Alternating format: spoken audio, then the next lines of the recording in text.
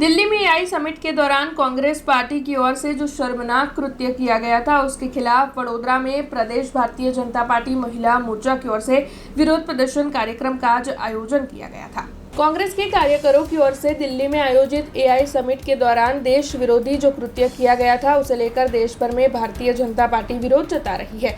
तब आज वडोदरा में प्रदेश भारतीय जनता पार्टी महिला मोर्चा की ओर से धरना प्रदर्शन और विरोध प्रदर्शन का आयोजन किया गया था।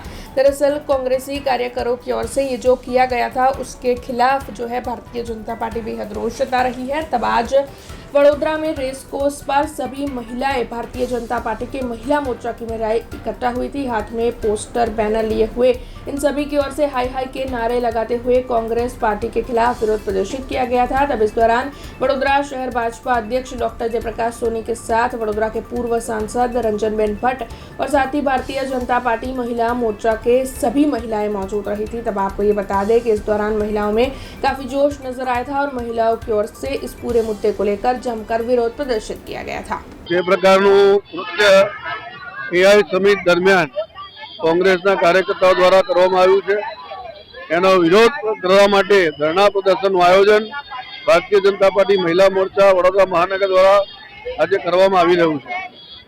જે પ્રકારની માનસિકતા સાથે એક દેશ વિરોધી કૃત્ય દુનિયાની સામે પ્રદર્શન કર્યું છે, આ કોંગ્રેસની માનસિકતા છતી થાય છે। ભારત આર્ટિફિશિયલ ઇન્ટેલિજન્સમાં જ્યારે પ્રગતિ કરી રહ્યું છે, ત્યારે પૂરું વિશ્વ આની ભારતની તાકાત જોવા માટે જ્યારે એઆઈ સમિટમાં એકત્રિત થાય છે। ઘણા બધા દેશના રાજદૂતો પણ આ એઆઈ સમિટમાં આવેલા હતા। ત્યારે કોંગ્રેસના કાર્યકર્તાઓ દ્વારા જે પ્રકારનું કૃત્ય કરવામાં આવ્યું, એ કૃત્ય દેશ વિરોધી કૃત્ય કર્યું છે। એમને કોઈ વ્યક્તિનો વિરોધ હોઈ શકે છે, કોઈ વિચારધારાનો વિરોધ હોઈ શકે છે, પણ દેશનો વિરોધ કેવી રીતે કરી શકાય? એઆઈ વૈશ્વિક સંમેલન દિલ્હીમાં ભારત મંડપમાં જ્યારે ભારત સરકાર દ્વારા યોજવામાં આવ્યું હોય, વિશ્વના અનેક રાજદૂતો, વિશ્વના અનેક રાષ્ટ્રીય અધ્યક્ષો, દેશના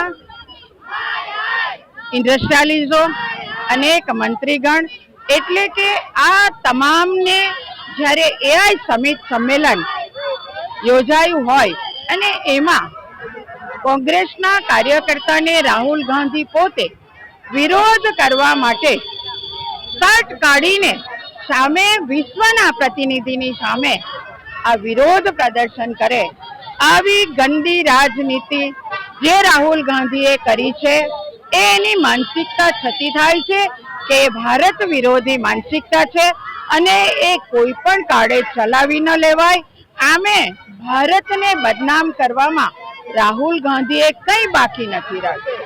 ભારત વિકસિત બને એ રાહુલ ગાંધી કે કોંગ્રેસને પોસાય એમ નથી, પરંતુ ભારત દેશના તમામ નાગરિકોએ રાહુલ ગાંધી અને કોંગ્રેસને જાકારો આપ્યો છે।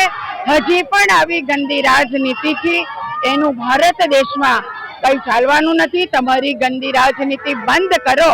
તમારી કરતા તો મારી મંડળની મહિલા પ્રમુખ એ પોતે મંડળનો मोर्चो કેવી રીતે ચલાવવો ને એ સારી રીતે ચલાવી શકે। हमसे जुड़े रहने के लिए हमारे YouTube चैनल को सब्सक्राइब करें और नई वीडियो की नोटिफिकेशन के लिए बेल आइकॉन को दबाएं।